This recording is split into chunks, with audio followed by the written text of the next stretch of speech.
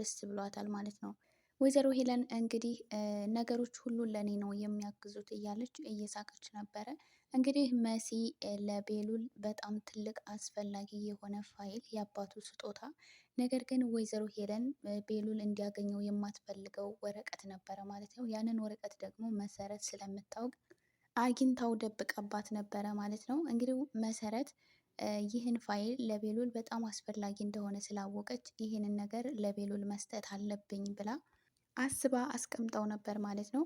ነገር ግን ቀደም ሲል መሰረት ኤልሹ ከጆጋ ወደ ውጭ ወጥታ ከቤት ወጥታ ልትሄድ ስትል አስመልሰዋት ነበረ ማለት ነው ከወንድሟ ጋር ሆነው። በዚህ ደግሞ ኤልሹ በጣም ተናዳና ተበሳጭታ ስለነበረ መሰረትን ቆይ ይሰራልሻለሁ እያለች ዝታባት ነበር ማለት ነው። እንግዲህ በዛተችው መሰረት ወደ ክፍሏ ገብታ አልጋዋ ስር ስትፈልግ ትራሷ ስር በጣም አስፈላጊና ወሳኝ የሆነ ፋይል ታገኛለች ማለት ነው።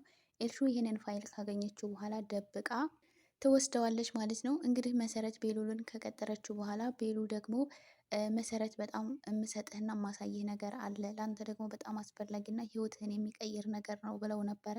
በጣም ጓጉቶ እየጠበቀ ነበር ማለት ነው። ወደ መሰረት ክፍል ከመጣ በኋላ ምንድን ነው ልታሳየኝ የፈለግሽው ብሎ ሲጠይቃት እሱም ደግሞ ተረጋግተህ እንድታዳምጠኝና የምሰጥህን ነገር እንድታየው ፈልጋለሁ ብላ ከዛ ካስቀመጠችበት ራሱ ስር ስታየው ያ ወረቀት የለም ማለት ነው። እንግዲህ ይህን ወረቀት የወሰደው ኤልሹ ናት።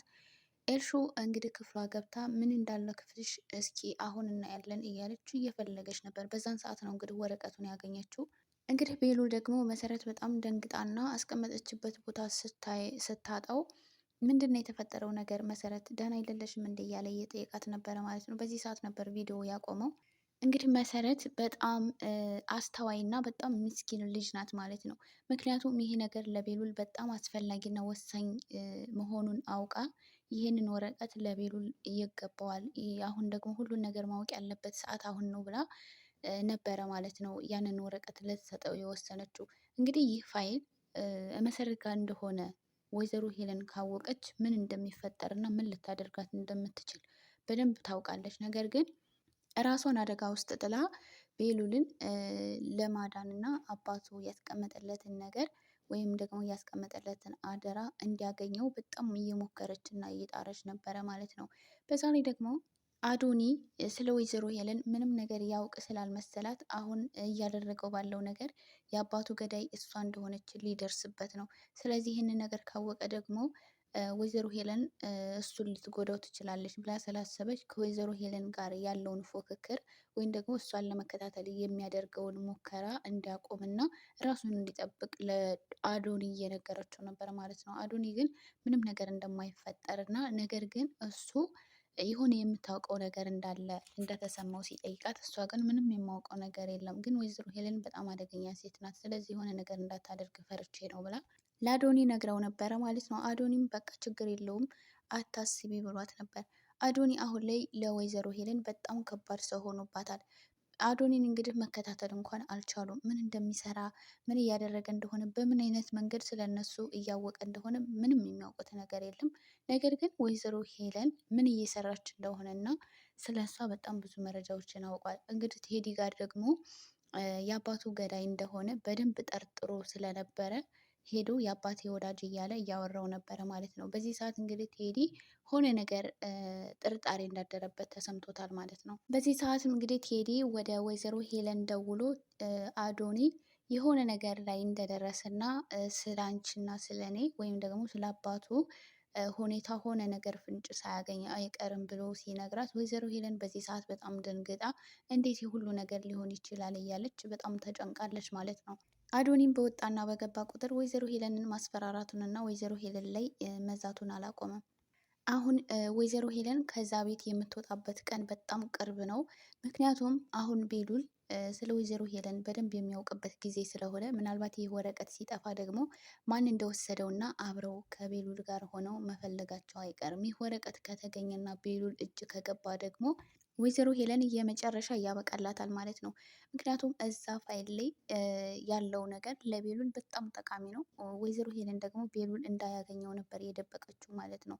ስለዚህ ወይዘሮ ሄለን እዛ ቤት የገባችው የሆነ ነገር ፈልጋ ወይም ደግሞ ገንዘቡን ለራሷ ለማድረግ አስባ እንደሆነ በደንብ ስለሚያውቅ ከዚህ ቀደምም ደግሞ ያፌት ወይም ደግሞ ናሆም ሲነግረው ነበር ማለት ነው። ወይዘሮ ሄለን እዛ ቤት የገባችው ገንዘብ ፈልጋ እንጂ ሌላ ነገር ፈልጋ አይደለም። ስለዚህ በአስቸኳይ ከዛ ቤት ልትወጣ ይገባል። አንተ ካላስወጣት እኔ ራሴ አስወጣታለሁ እያለ ሲለው ነበረ ማለት ነው። ቤሉል ግን በዛን ሰዓት ለወይዘሮ ሄለን ነበር ሲከራከር የነበረው። እሷ እኮ በጣም ጥሩ ሰው ናት፣ እንዴት እንደዚህ ታደርጋለህ? እንዴት ስለ ገንዘብ ብለህ እሷን ከቤት አስወጣ ትለኛለህ? አሁን እኔ ሙሉ ትኩረቴ አባቴ ገዳይ ላይ ነው እንጂ ገንዘብ ላይ አይደለም ብሎ ለወይዘሮ ሄለን ወግኖላት ነበረ ማለት ነው። ግን አሁን ላይ ቤሉል በጣም ብዙ ነገሮችን እያወቀና ወይዘሮ ሄለንን እንዲጠራጠራት እያደረገ ነው። ነገር ግን የሆነ አሳማኝ ነገር ስላላገኘ ወይዘሮ ሄለንን የሆነ ነገር ለማለትም ሆነ ከዛ ቤት ለማስወጣት የሆነ ምክንያት አላገኘም ማለት ነው። የው ጥርጣሬ ላይ ነው እንጂ በነገሮች እርግጠኛ አይደለም ማለት ነው። ሌላው ደግሞ እንግዲህ ቤሉልና ኑኑዬን አዶኒና ጆ ሆነው ሊለያዩቸውና አንድ ላይ መሆን እንደሌለባቸው አብረው ተስማምተው ቤሉል ላይ እያሴሩበት ነበር ማለት ነው። እንግዲህ ጆና አዶኒ በአንድ ላይ ሆነው እንግዲህ ጆ ከኑኑ ፍቅር ይዞሃል ወይ ብሎ አዶኒ ሲጠይቀው በጭራሽ አልያዘኝም እልህ ነው እያለ ነበረ ማለት ነው። አዶኒ ግን ሲቀልድ ነው። ኑኑዬን በጣም ነው የሚወዳት። አብረውን በነበሩበት ሰዓት በፊት በልጅነታቸው የእሱ እንድትሆን በጣም ይመኝና ይፈልግ ነበረ ማለት ነው። ነገር ግን አሁን ከጆኒ ጋር ስምምነት ሲያደርጉ ሁለቱም እልህ ነው እንጂ ፍቅር እንደሌለባቸው እያስመሰሉ ነበረ ማለት ነው። ጆን ግን ከነሱ ጋር እልህ ከመጋባቱ በፊት ለመጀመሪያ ጊዜ ኑኑን ሲያያት የሆነ ነገር ተሰምቶትና እዛ ቤት እሷን ለማየት በጣም ብዙ ጊዜ ሲመላለስ ነበረ። ስለዚህ ጆ ለኑኑዬ የሆነ ስሜት አለው ማለት ነው። አዶኒም ደግሞ በግልጽ ይወዳታል ማለት ነው። ስለዚህ እነዚህ ልጆች ግን ቤሉልን ለመጉዳት ብለው ሁለቱም እልህ ነው ተባብለው እነሱ ተስማምተው ቤሉልና ኑኑዬን ለማለያየት እና ከሁሉም ውጭ እንድትሆን ለማድረግ ተስማምተዋል ማለት ነው።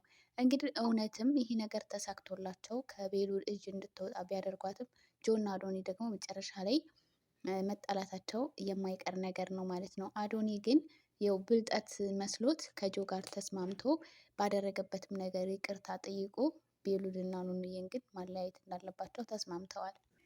ብዙ ሰው ኮሜንት ላይ ደግሞ ጆ እንደሚመቻቸው እና ጆ በጣም ደፋርና ሰው መርዳት ካለበት በቃ ምንም ነገር ወደኋላ የማይል አይነት ሰው እንደሆነ እና ደግሞ ማንንም እንደማይፈራ እና ደፋር ሁሉንም ነገር እወጣዋለሁ ብሎ የሚያስብ አይነት ሰው ነው እና በጣም ብዙ ሰው በኮሜንት ጆን እንደወደዳቸው ተመልክቻለሁ። ሌላው ደግሞ መሰረት ናት። መሰረት እንግዲህ በጣም የዋህና አስተዋይ ልጅ ናት ማለት ነው። ማለት ምንም ሰው ክፉ ቢያደርግባትን ክፉን በክፉ የምትመልስ አይነት ልጅ አይደለችም። ለምሳሌ ኤልሹ እነሱ ላይ በጣም ብዙ ነገር ስታደርግባቸው፣ ስትበድላቸው ከዛ ቤት እንዲወጡም ስትፈልግ ነበረ ማለት ነው። ነገር ግን ቤት ተዘግቶባት በነበረበት ሰዓት ደብቃ ወይዘሮ ሄለን እንኳን ለእሷ ማንም ሰው ምግብ እንዳይሰጥ ብላ አስጠንቅቃ፣ እሷ ግን ራሷን አደጋ ላይ ጥላ ለእሷ ምግብ ስትሰጣት ነበረ ማለት ነው። በዚህ ሰዓት የእልሹን አመሰግናለሁ እንኳን ብላ አላለቻትም። ይህንን ነገር ያደረግሽውን ለማሽቃበጥ ነው እንጂ ለእኔ አስበሽ አይደለም እያለች እንደውም ስትናገራት ነበረ ማለት ነው። በዛ ላይ ደግሞ እዛ ቤት ቤሉልም እንደዚሁ ምንም ነገር እንዳይሆኑ ራሷን አደጋ ላይ እየጣለች ቤተሰቦቿንም ትጠብቃለች ማለት ነው። እንግዲህ በጨለማ እየወጣች ስራ እየሰራች ቤተሰቦቿን ከዛ ቤት ለማስወጣት ሙከራ እያደረገች ነበረ።